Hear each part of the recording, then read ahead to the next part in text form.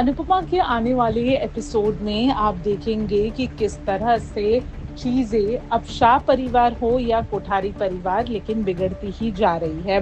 आने वाले एपिसोड में आप सबसे पहले ये देखेंगे कि कैसे अनुपमा मनोहर जी के यहाँ पे उनकी मेडिकल हिस्ट्री और फाइल्स ढूंढ रही है।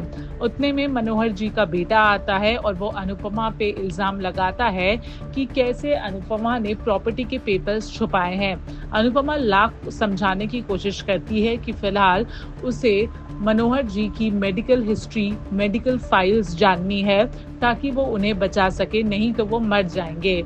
लेकिन मनोहर जी का बेटा इन सब से लीस्ट बॉदर्ड रहता है और वो प्रॉपर्टी के पेपर्स ढूंढने में लग जाता है। उतने में अनुपमा उसके पास जितनी भी दवाइयाँ रहती हैं और प्रिस्क्रिप्शन रहती है वो रह के पहुंच जाती है हॉस्पिटल।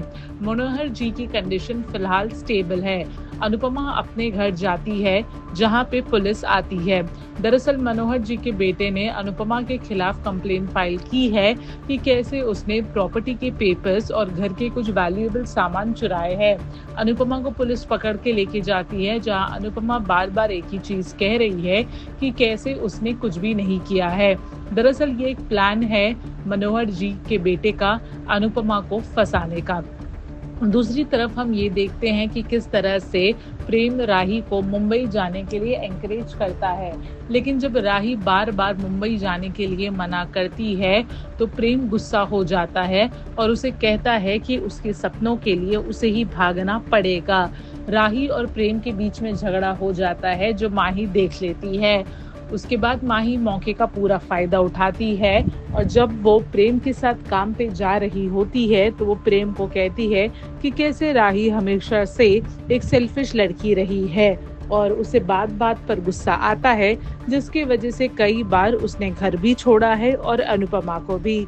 माही की ये बात से तो हम भी एग्री करते हैं कि राही ने हमेशा अपने दुख, अपने दर्द के बारे में सोचा है और गुस्से में अपने हाथ से कई चीजें गंवा दी है। आने वाले एपिसोड में हम ये भी देखेंगे कि कैसे अनुज कपाड़िया यानी कि अनुज अनुपमा के नाम पे एक LIC इंश्योरेंस लेता है। वो LIC इंश्योरेंस अब जाके मैच्योर हो गई है और इसके लिए LIC एजेंट आता है शाह हाउस, लेकिन उसे शाह हाउस से पहले मिल जाता है तोशु और तोशु पूरा प्लान बनाता है कि कैसे वो ये मैच्योरिटी अमाउंट अपने नाम पे करा लेगा। होता ये है कि तोशु अनुपमा के नाम का एक डेथ सर्टिफिकेट बनाता है और उसका प्लान ये रहता है कि कैसे वो डेथ सर्टिफिकेट जमा करके सारा LIC का पैसा अपने नाम कर लेगा।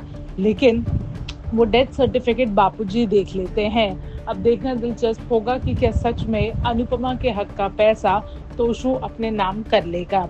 बॉलीवुड और टेलीविजन के एक्सक्लूसिव अपडेट के लिए हमारे चैनल फिल्मी बीट को सब्सक्राइब करना ना भूलें और हमें फेसबुक पर भी जरूर फॉलो करें।